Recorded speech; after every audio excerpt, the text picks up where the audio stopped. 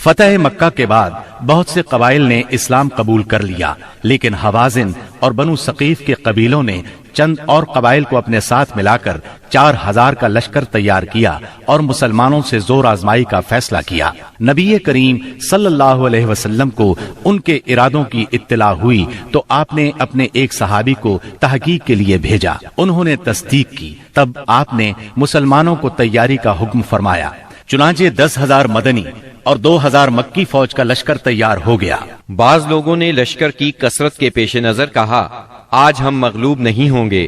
یہ بات رسول اللہ صلی اللہ علیہ وسلم پر گراں گزری۔ شام ہوئی تو ایک سوار نے آ کر اطلاع دی کہ بنو حوازن عورتوں، بچوں اور اونٹ بکریوں سمیت نکلے ہیں۔ آپ یہ سن کر مسکرائے اور فرمایا، یہ کل انشاءاللہ مسلمانوں کا مال غنیمت ہوگا۔ 10 شوال 8 ہجری کی رات رسول اللہ صلی اللہ علیہ وسلم حنین پہنچے۔ وادی حنین مکہ معظمہ سے 30 میل دور واقع ہے۔ آپ نے وادی میں داخل ہونے سے پہلے سحر کے وقت لشکر کو ترتیب دیا۔ مہاجرین کا پرچم علی بن ابی طالب کو دیا، اوس کا پرچم اسید بن حضیر رضی اللہ عنہ کو، اور خزرج کا پرچم حباب بن منذر کو، اور کچھ دوسرے پرچم دوسرے قبائل کو دیے۔ 2 زرہیں پہنی، سر اور چہرے پر خود رکھا۔ اس کے بعد ہراول دستے نے وادی میں اترنا شروع کیا۔ اسے چھپے ہوئے دشمن کی موجودگی کا علم نہیں تھا۔ ابھی وہ اتر ہی رہا تھا کہ اچانک دشمن نے ٹڈی دل کی طرح تیروں کی بارش کر دی۔ پھر دشمن مسلمانوں پر ٹوٹ پڑا۔ اس اچانک حملے سے ہراول دستے میں انتشار پھیل گیا۔ اس میں موجود مسلمانوں کے پاؤں اکھڑ گئے۔ جو لوگ پیچھے تھے وہ بھی انہی کے ساتھ ہو لیے۔ جہاں تک رسول اللہ صلی اللہ علیہ وسلم کا تعلق ہے تو نہ صرف یہ کہ آپ چند انصار اور مہاجرین کے ساتھ اپنی جگہ پر ثابت قدم رہے، بلکہ آپ دشمن کی طرف بڑھنے کے لیے اپنے خچر کو ایڑ لگاتے اور فرماتے جا رہے تھے، انا النبی لا کذب انا ابن عبد المطلب، میں نبی ہوں، جھوٹا نہیں، میں عبد المطلب کا فرزند ہوں۔ سیدنا عباس رضی اللہ عنہ نے آپ کے حکم پر مہاجرین اور انصار کو آواز دی۔ یہ آواز سنتے ہی ہر طرف سے مسلمان رسول اللہ صلی اللہ علیہ وسلم کے گرد جمع ہونے لگے، اور اللہ نے اپنے رسول اور مسلمانوں پر سکینت طاری کر دی اور ان دیکھا لشکر اتارا۔ چنانچہ مسلمانوں نے پلٹ کر حملہ کر دیا اور دھواں دار جنگ شروع ہو گئی۔ ایسے میں اللہ کے رسول صلی اللہ علیہ وسلم نے فرمایا، اب چولہا گرم ہو گیا ہے۔ پھر آپ نے ایک مٹھی میں مٹی لے کر ان کے چہروں پر ماری اور فرمایا، شاہت الوجوہ، چہرے بگڑ جائیں۔ اس مٹی سے ان کی آنکھیں بھر گئیں۔ اس کے بعد ان کی دھار کند اور ان کا کام پچھڑتا چلا گیا، یہاں تک کہ وہ پراگندہ ہو کر بھاگ نکلے، اور مسلمانوں نے مارتے کاٹتے ان کا پیچھا کیا۔ چنانچہ عورتوں اور بچوں کو پکڑ لیا اور بہت سے فوجیوں کو گرفتار کر لیا۔ اس دن سیدنا خالد بن ولید رضی اللہ عنہ کو بھی بہت زخم آئے۔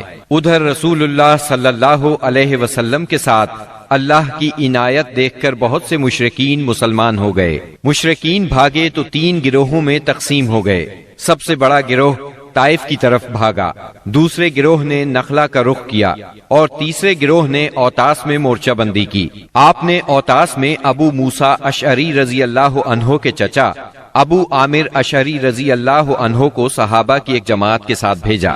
انہوں نے دشمنوں کو مار کاٹ اور بھگا کر سارے مال غنیمت پر قبضہ کر لیا۔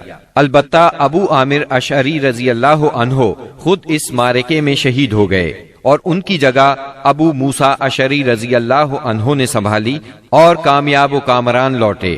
دوسری طرف مسلمانوں کی ایک جماعت نے نخلا بھاگنے والوں کا تعاقب کیا، درید بن سما کو جا پکڑا اور اسے قتل کر دیا۔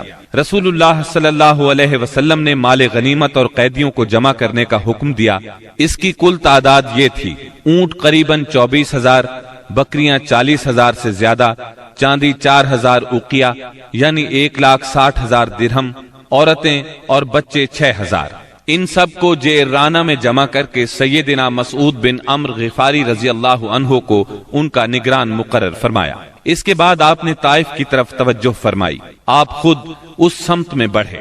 طائف مکہ سے 60 میل کے فاصلے پر ایک سرسبز پہاڑ کے دامن میں واقع ہے۔ آپ نے طائف کا محاصرہ کر لیا۔ یہ محاصرہ 20 دن تک جاری رہا، لیکن شہر فتح نہ ہو سکا۔ محاصرہ چھوڑ کر آپ جعرانہ کے مقام پر تشریف لائے، یہاں مال غنیمت ذخیرہ کیا گیا تھا۔ رسول اللہ صلی اللہ علیہ وسلم طائف سے جعرانہ واپس آ کر 10 دن سے زیادہ ٹھہرے رہے، مال غنیمت تقسیم نہ فرمایا۔ آپ کو انتظار تھا کہ حوازن توبہ کر کے آ جائیں اور اپنے مال اور قیدی واپس لے جائیں، لیکن جب وہ نہ آئے تو آپ نے مال غنیمت میں سے خمس یعنی 5واں حصہ نکالا اور تالیف قلب کے لیے کمزور اسلام والوں کو عطا فرمایا۔ کچھ ایسے لوگوں کو بھی دیا جو ابھی تک مسلمان نہیں ہوئے تھے، تاکہ ان کی نظروں میں اسلام محبوب ہو جائے۔ انصار کو رسول اللہ صلی اللہ علیہ وسلم کے اس فعل پر حیرت ہوئی کہ آپ نے تالیف قلوب کی خاطر اندازے سے بڑھ کر عطیے دیے اور انصار کو کچھ نہ دیا۔ چنانچہ بعض انصار نے کہا، یہ کیسی تعجب کی بات ہے کہ آپ قریش کو دے رہے ہیں اور ہمیں چھوڑ رہے ہیں، حالانکہ ہماری تلواروں سے ان کا خون ٹپک رہا ہے۔ یہ بات انصار کے رئیس سیدنا سعد بن عبادہ رضی اللہ عنہ نے آپ تک پہنچائی۔ آپ نے صرف انصار کو جمع فرمایا، اللہ کی حمد و ثنا کی، پھر اللہ نے آپ پر جو احسان کیا تھا اس کا ذکر کیا۔ اس کے بعد فرمایا، انصار کے لوگوں، تم اپنے جی میں دنیا کی ایک حقیر سی گھاس کے لیے ناراض ہو گئے۔ اس کے ذریعے سے میں نے لوگوں کا دل جوڑا تھا تاکہ وہ مسلمان ہو جائیں، اور تمہیں تمہارے اسلام کے حوالے کر دیا تھا۔ اے انصار، کیا تم اس سے راضی نہیں کہ لوگ اونٹ بکریاں لے جائیں اور تم رسول اللہ صلی اللہ علیہ وسلم کو لے کر اپنے ڈیروں پر جاؤ؟ اس ذات کی قسم جس کے ہاتھ میں محمد کی جان ہے، اگر ہجرت نہ ہوتی تو میں بھی انصار کا ایک فرد ہوتا، اور اگر سارے لوگ ایک راہ چلیں اور انصار دوسری راہ تو میں بھی انصار ہی کی راہ چلوں گا۔ اے اللہ، انصار پر رحم فرما، انصار کے بیٹوں پر رحم فرما اور انصار کے پوتوں پر رحم فرما۔ اس پر لوگ اس قدر روئے کہ داڑھیاں تر ہو گئیں اور کہنے لگے، ہم راضی ہیں کہ ہمارے حصے اور نصیب میں رسول اللہ صلی اللہ علیہ وسلم ہوں۔ اس کے بعد رسول اللہ صلی اللہ علیہ وسلم واپس آ گئے اور انصار بھی واپس ہو گئے۔ بنی سعد کے ایک سردار زہیر نے آگے بڑھ کر عرض کیا، بنی سعد سے آپ کا رضاعت یعنی دودھ کا رشتہ ہے اور وہ آپ سے مہربانی کی امید رکھتے ہیں۔ اس پر آپ نے عبد المطلب کی اولاد کے حصے کے غلام اور باندیاں آزاد کر دی۔ جب مسلمانوں کو اس کا علم ہوا تو انہوں نے بھی ایسا ہی کیا۔ اس طرح 6000 قیدیوں کو رہائی مل گئی۔ مال غنیمت کی تقسیم سے فارغ ہو کر رسول اللہ صلی اللہ علیہ وسلم نے عمرے کا احرام باندھا۔ یہی عمرہ جعرانہ ہے۔ عمرے سے فارغ ہو کر مدینہ واپسی کی راہ لی اور ذیقعد میں 6 دن یا 3 دن باقی تھے جب آپ مدینہ منورہ پہنچے۔ محرم 9 ہجری میں مدینہ منورہ خبر پہنچی کہ بنو تمیم قبائل کو جزیہ نہ دینے پر اکسا رہے ہیں۔ رسول اللہ صلی اللہ علیہ وسلم نے عیینہ بن حصن فزاری کی قیادت میں 50 سواروں کا ایک دستہ بھیجا۔ انہوں نے صحرا میں حملہ کر کے ان کے 11 آدمی، 21 عورتیں اور بچے گرفتار کر لیے اور انہیں مدینہ لے آئے۔ اس کے بعد بنو تمیم کے 10 سردار آئے اور شاعری اور خطابت کے مقابلے کی خواہش ظاہر کی۔ چنانچہ ان کے خطیب عطارد بن حاجب نے خطبہ دیا۔ اس کا جواب سیدنا ثابت بن قیس رضی اللہ عنہ نے دیا۔ پھر ان کے شاعر زبرقان بن بدر نے اشعار کہے۔ جواب میں سیدنا حسان بن ثابت رضی اللہ عنہ نے اپنے اشعار پیش کیے۔ انہوں نے اسلام کے خطیب اور شاعر کی فضیلت کا اعتراف کیا اور مسلمان ہو گئے۔ رسول اللہ صلی اللہ علیہ وسلم نے ان کے قیدی واپس کر دیے اور انہیں بہترین تحائف سے نوازا۔